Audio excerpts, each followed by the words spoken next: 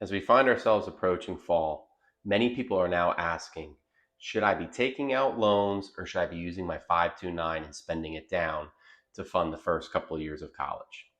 The answer kind of depends, and there's a couple of things that you should be considering if that's what's going through your mind right now. Let's take a look at some of the options that are available to you.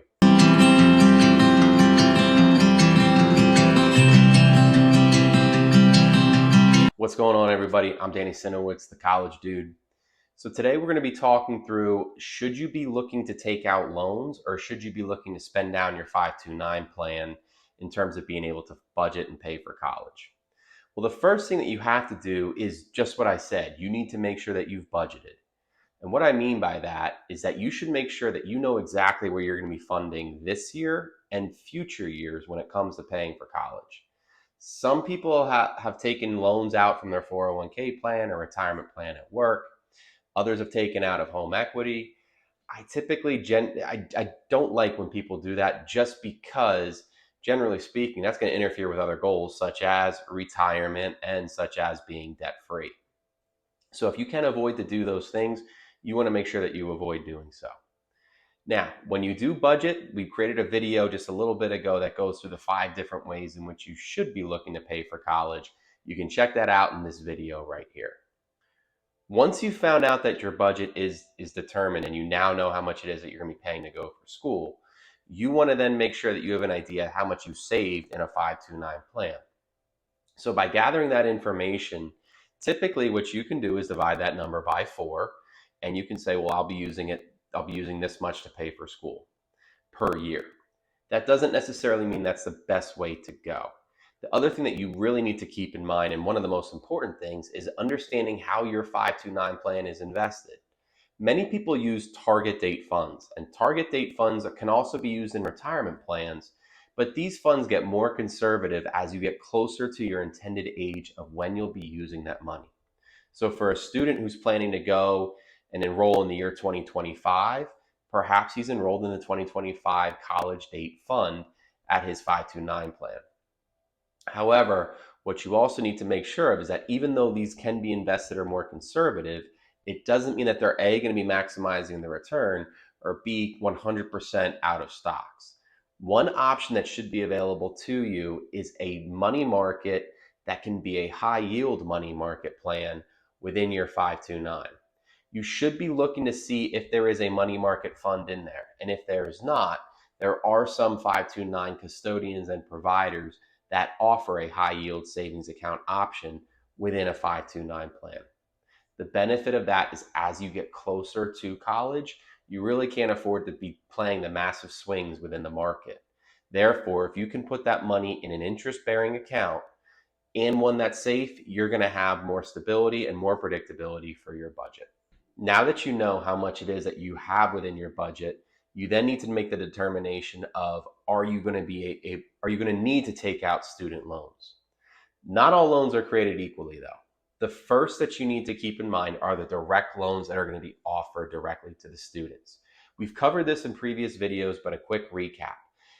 The students are eligible for $5,500 in year 1, $6,500 in year 2, and $7,500 in years 3 and 4. What's important to understand is the difference between subsidized and unsubsidized loans, though. Unsubsidized loans, any interest that's attached to these loans will start accruing right away. It will capitalize from day one after you take the loan out. For subsidized loans, those will not start accruing until after the child has graduated. So really, it's an interest-free loan while the child is in school. If it's an unsubsidized loan, though, again, that's going to accrue right away, and those interest rates are then going to compound. Subsidized loans are the best types of loans that you can get. However, unsubsidized loans are right below them, and they're right there.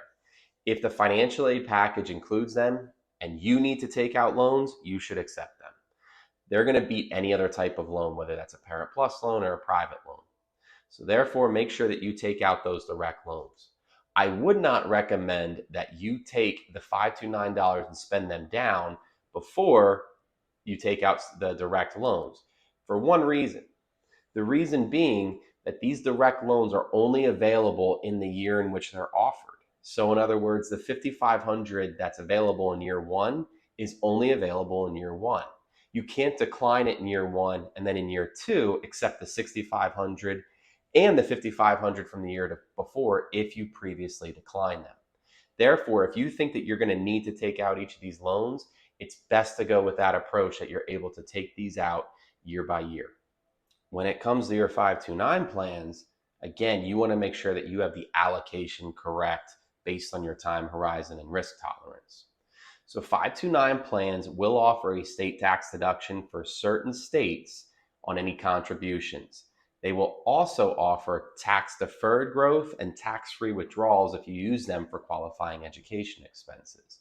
So if you have your money invested in a 529 plan that can be earning around 5%, which some high-yield money markets are actually offering, that growth can be tax-free if used for a qualifying education expense. What's important to understand, though, is the loan on the other end. So therefore, if you're taking out a loan that's also at 5%, basically you can look at it one of two ways. Either you're not getting any growth on the 529 plan, or you're taking out an interest-free loan. Regardless, the growth that's going on with both the interest in the subsidized or unsubsidized loan and also the growth that's taking place within the 529 plan cancel each other out. So what I think you want to make sure of is when you're taking out these loans, you understand the interest rates that are attached both to the growth and how much you're going to be loaning. These dynamics change a little bit when it comes to private loans or Parent Plus loans. Parent Plus loans are going to be loaned out at an 8% interest rate plus an origination fee. Private loans can vary. They can be as low as 2 to 3%, or they can be as high as 13 to 14% and anywhere in between. It depends on the credit of the cosigner and the borrower. Therefore, when it comes to your 529 plan and leveraging that against the student loan that you're taking, that's going to help determine whether or not you should be using the 529 plan to spend down first or the private loan. To summarize, the first thing you want to do is budget. By budgeting, you'll be able to determine how much the 529 plan can cover over a 4-year college career. And you can also determine if there's going to be a gap that you're going to need to take out student loans. The second option then is to look at what types of student loans are available to you and your child. If they are low interest, you may be able to hold on to that 529 plan and let that grow. If they are high interest, it might be best to actually spend down the 529 plan first. The third thing that you want to make sure that you do is that your 529 plan is allocated accordingly. You don't want to be super risky and risk market swings one way or the other while your child is either about to be in school or in school. Lastly, you also want to read the environment. If it's a high interest rate environment, you may be getting more in terms of the guaranteed interest within the 529 plan, but you could be running up against a higher interest rate to loan out money. It's important then to do your own analysis to determine this. As always, this information is meant to be educational only and is not meant to be taken for specific advice. If you have specific questions regarding your 529 plan or regarding your college strategy in general, you should be consulting your CPA or tax accountant, your financial planner, and your tax attorney, and anyone else who's helping you plan for college for your specific situation. As always, I appreciate you taking the time to check out the channel. Please like this page, share it, and subscribe it if you found that it's useful to you. Until next time.